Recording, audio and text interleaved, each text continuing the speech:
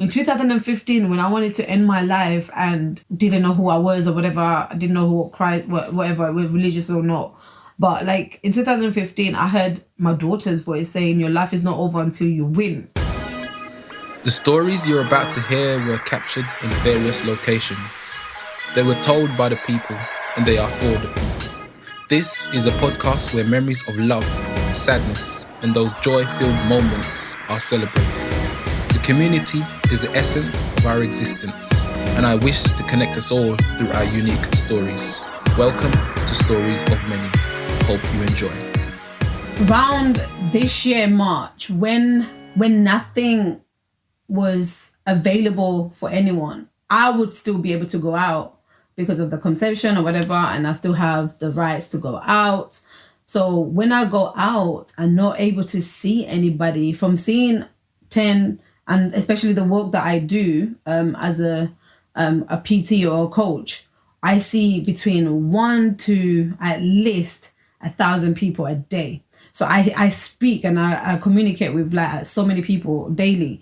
So during the pandemic, when we shut the gym on the 20th of March, 2020, when we shut the gym, to me, for a person that don't smoke or drink and don't have family around like that, to me, it was taking away something that not I relied on, but it was like a peacemaker. Like to me, when I'm in the gym, I'm like at my best, like, yeah, I'm stronger than some of the men, and it's like a hype, and I look at some of these men, I'm like, oh, you just got muscle and you're not very strong. So when that was taken away, it was kind of someone taking not even half of me, like 3/4 of me away from me.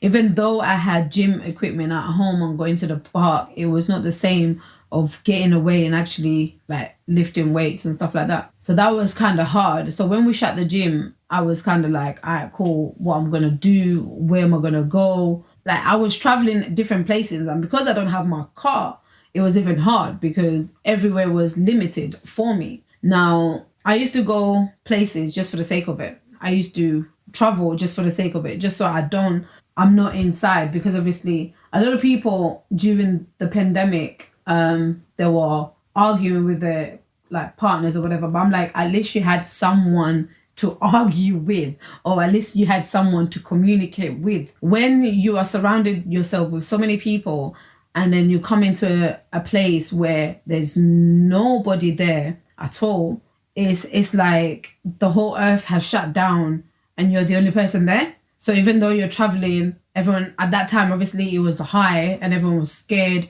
Everyone was believing everything that was on it. Mid-May, I started streaming.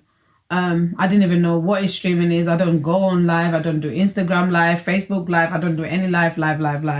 And I started, first of all, it was just like Meet Me and POF. It was just like a dating site. So I was just like, oh, it's a dating site. And then someone was like, oh no, you can stream and actually meet and visibly video call people, and people will come into your life and talk.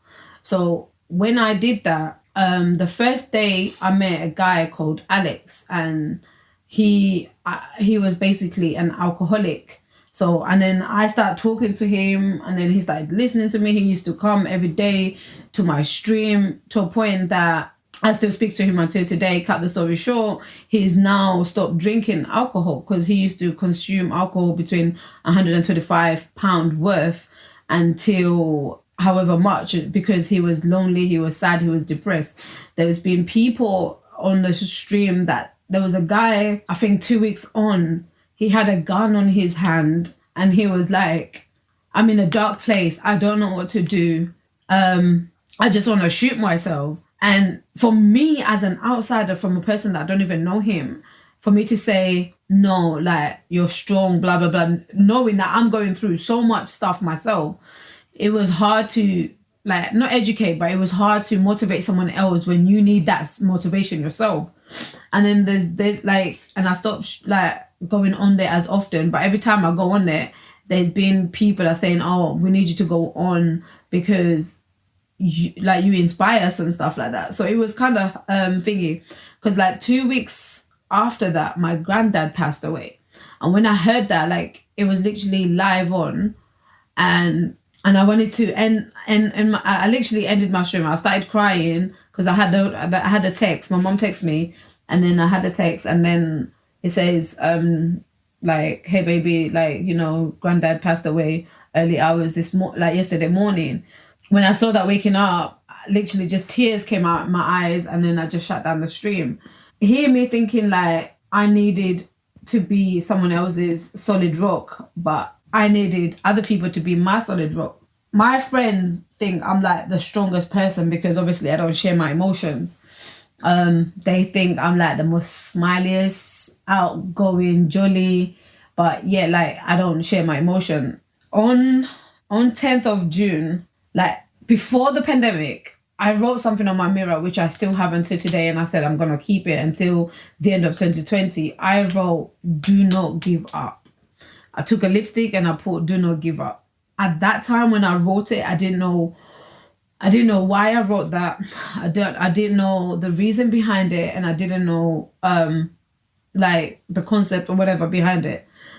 On the 10th of June 2020, I just had enough because I was speaking to everyone else. I was dealing with everyone's emotion. I was dealing with everyone's depression. People are saying, "Oh, I want to kill myself taking pills. I want to take my a gun and kill." It was just like too many people's emotion coming to me, and it was no one's asking me if I'm okay. I just lost my granddad. No, like when people message me, they're not even saying, "Hey, hi, are you okay? Have you eaten? Are you breathing? Are you okay?" But one of my friends said, "Oh, I know you're okay because you're Z. You know, Z don't cry. Like, I know you're fine." But on the 10th of June 2020, I went in my room and I had a weapon on me.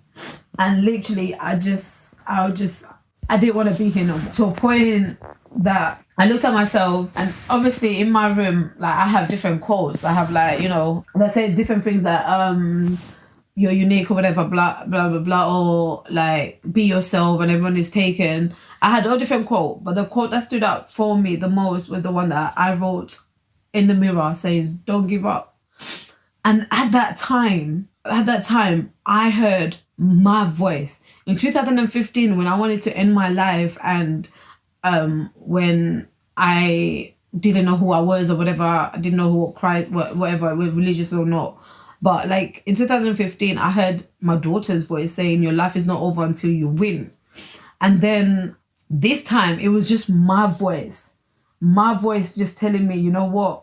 Like, that's how I knew my life matters, because not only it wasn't someone else's strength that I needed that day, it was my own. So I called one of my friends and I was like, "Hey, I need a drive. If I don't go for a drive today, when I come back home, you won't see me." Because obviously the weapon was already in my hand. I was already about to do something and I stopped myself. So I said, "Come on, pick me up now." And he was like, "Ah, he's on his way." I had a piece of paper with different words on it, and I wrote a poem onto it. And when I look at that, and I'm just like, sometimes we're so intact with the whole world, and we're forgetting who we are inside. We're forgetting why we're here. We're forgetting the reason why we're here. Obviously, the first time I went streaming, it was because I wanted someone to speak to, because I had no one around me physically to speak to. And then when I started streaming, I ended up saving people's life, knowing that I need my life saving. And with that alone, I just basically wrote a poem, and it's called Loneliness. And I want to share it with you because that's how I felt at that time on the 10th of June.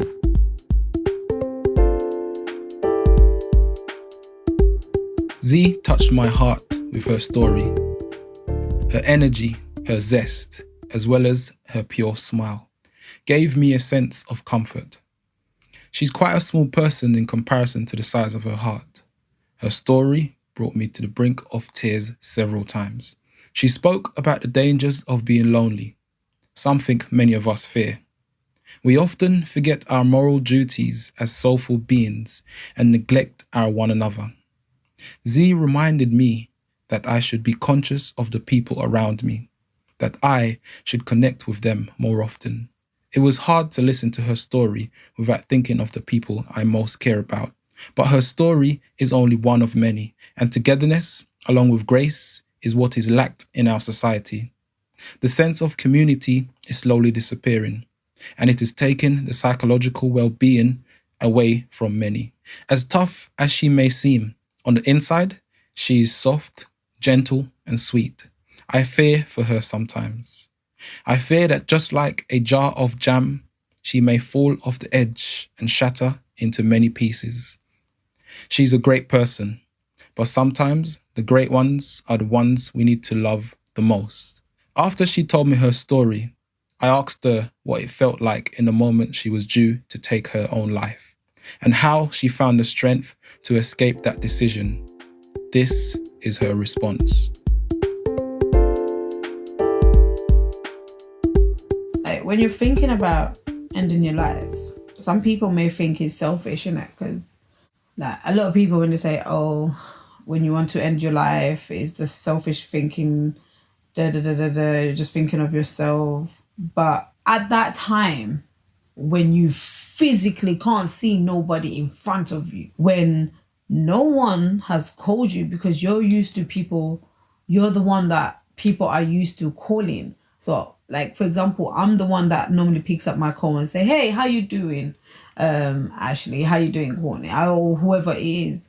So when you are in the other side and no one calls you to see who you are or how you're doing, you don't care. Like, you don't care what you, like, you just don't care. Like, you feel like either you want to pull a trigger or take that knife and stab yourself or whatever it is, you just don't care because you physically can't see anybody there that gives a F. To me, action speaks louder than words, you know? Like, so you can't sit there and say, oh yeah, I love you, and you're not showing that love. So when I haven't seen anyone at that time during that pandemic, between March until June 10th, if I haven't seen anyone like showing that affection or showing that, oh yeah, Zee, I care, because I stopped contacting people, then I don't care what anyone had to say, because that time it was just like, well, I don't belong in this earth. I'm by myself anyway. Why am I here? So the best way is just to go. As I said, like, I wrote Don't Give Up on my mirror, and I guess that was the Zee, the motivator, or the Zee that has the strength, the Zee that motivates everyone, wrote that message to the softer Zee inside. Because even though people see me as a lioness, inside I'm a big teddy bear. Like, I'm the most softest person you could ever talk to, and I cry so easily. But when people see me outside, they think I'm like a lioness. I just like ready to attack. So when I looked at that comment, or when I looked at that note and it says don't give up, to me, my voice was enough. So I found the strength within myself. A lot of people want the acceptance of someone else, and 2020, instead of finding acceptance of anyone else, I found who Zee is. Whether it is Zee-Passion, Maximize Fitness, whatever it is, whoever I am as a person, I didn't care about anything that I do. I didn't care about the poet side or the fitness side. I care about who Zee was as a person. So since then, I started embracing myself even better. Even like now, I go to work and people's like, why are you so smiley? I'm like, I'm always smiley. But now your action does not affect mine. Your words does not affect mine, because I love me 100%. So I found the strength within myself. Do you have a story to share? Have you been positively impacted by any of our stories and would love to share your own? Give us a shout out and let us know through our Instagram page, Stories of Many. Or if you would like your message to be featured on our show, why not click the link in the bio and we will be in touch. Hurry while there is still spaces. Have a wonderful week and keep on inspiring.